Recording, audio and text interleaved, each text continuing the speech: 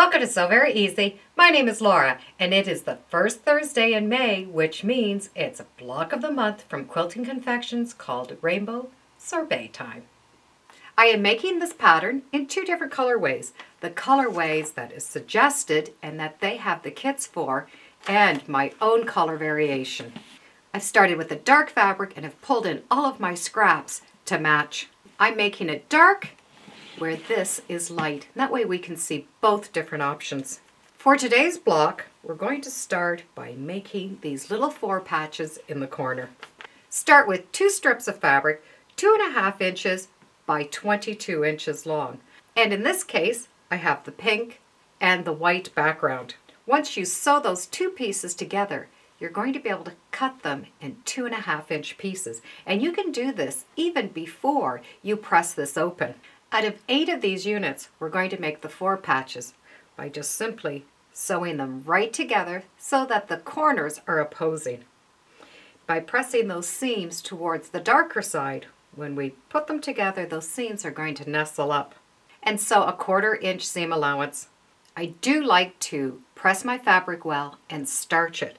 And by doing that, I find I don't have to do as much pressing as I've been stitching. So I've stitched that 1/4 inch seam. Now I'm going to be able to open up that back corner piece. Just by giving it a little tug, those stitches are going to come apart. And that way the seams are all going in a circular motion. You're going to end up with this little 4 patch in the corner. Because it has been starched, I can just press this gently with my fingers and my nails, and that's going to lay flat without doing any more pressing. The less pressing we do, the better it's going to be, because the heat softens the fabric and makes it stretch easier. So without doing any more pressing, the blocks will be ready. You will need 4 of these 4 patches. With my 4 corners done, I'm going to decide on my center piece. The center piece is a 4.5 inch square, and this is the fabric that comes with it. That's already done, so I can put that aside. We now need to make 4 of these units.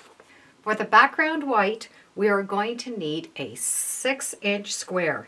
We're going to cut this in the diagonal going twice, so we will have 4 triangles. And that is that triangle right up there. For the smaller C triangle, we're also going to need a 6 inch square, and it's going to be cut in the diagonal twice. The 4 triangles are going to fit up in here. The larger B triangle consists of 2 squares at 5.5 inches, cut on the diagonal just once. It's going to produce larger triangles, and those larger triangles will fit on that corner. To sew this together, we're going to sew these first 2 little triangles together. You will know that they're being put together properly because the seams will match. If you have the triangle going in the other way, it's making a long point. And what we want to do is produce another triangle. So these 2 seams will be put together. Put right sides together and stitch a 1/4 inch. And it will be easier if you start stitching from this edge coming off of the point versus sewing from that point coming down. It's just a lot easier starting with a flat edge. There are 2 ways we could press this block. If the block is going to go right beside another block, you might need to nestle the seams. So the seams will have to be pressed to the dark side. But in this case, we're doing it as an individual block, and we're going to have big pieces in between. So we can press the seams open and flat. Place the 2 triangles together. You want the point of one triangle to match the point of the second triangle. They are going to be trimmed down, so they don't have to fit exact. I like to match up my bottom seam, stitch a 1/4 inch all the way down. The blocks have been designed bigger than necessary, so we can trim them down to perfect 4.5 inch squares. There's 2 ways we can trim these. The first way is to square them up without pressing them open. To do that, Quilted Today has a great 6.5 inch triangle square up ruler. You're going to be able to trim this block using the stitching line. So we need to find the 4.5 inch mark on the ruler. This line on the ruler is the stitching line, not the edge of the fabric. So it's going to sit right on top of the stitching line, not on the seam allowance. That's one line that needs to be matched up. The next line is the center line. So we have two lines following the stitching line. Now we can just trim off the extra. With those ends trimmed up, when the block is opened, it is a 4.5-inch square. The other way to do it is to press the seams open first and then square it. You can still use the same ruler for this and use that 4.5-inch line.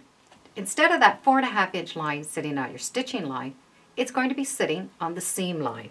It sits on the seam line, and that center line needs to match up to that corner. Now we can trim off the extra. We can rotate that ruler, have it match up to the 4.5-inch fold, keeping the line straight to this point. We'll be able to trim off the rest. This method cuts off the dog ears versus the first method, you still have those dog ears on. You can leave those dog ears on if you want, or just cut them off.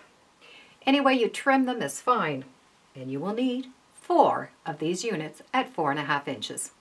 We have all the components we need to make the block. Start with the center, and the darker squares are going to come into the inside corners on all 4. The next, we get to fill in those larger pieces. The background fabric is the fabric that's going to show on the edge.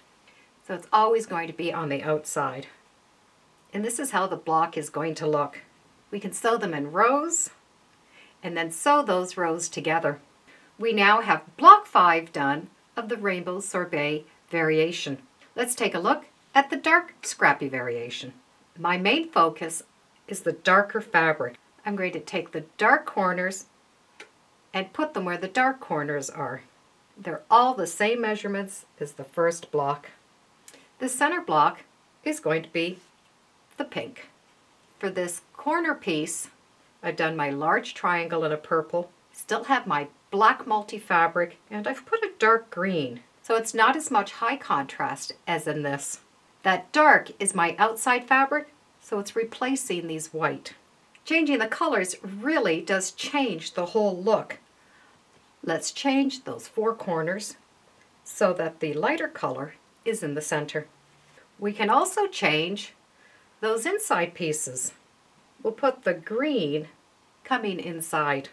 It now appears to have a square with these pinwheels going to the outside. You're going to have the same effect if you put the darker into the center. You still have that square in a square with those larger triangles on the outside. Because we have 4 center blocks and 4 corner blocks, we can switch those too. I'm going to have them go all in the same direction. You could definitely see a pattern in that center. We can still switch up these corners 1 or 2 different ways. And we have a different look. I'm going to stick following the pattern. So I'm going to keep my 4 patches to the outside and my center pieces into the center. But for my corner squares, I'm going to turn them so that the lightest is in the center. By having the center color the same as those cornerstones, it does look like walking stones. And the darker floral creates a circle. When choosing fabrics for my scrappy dark blocks, I'm not concentrating on where the fabric placements are going to be. I'm just cutting the fabric to fit the sizes that I have because I'm only using scraps. I happen to have this pink exactly the right size, and that was what I started with. From there I just pulled out the colors. By doing that, you're still making the same block, however, you're making it totally different.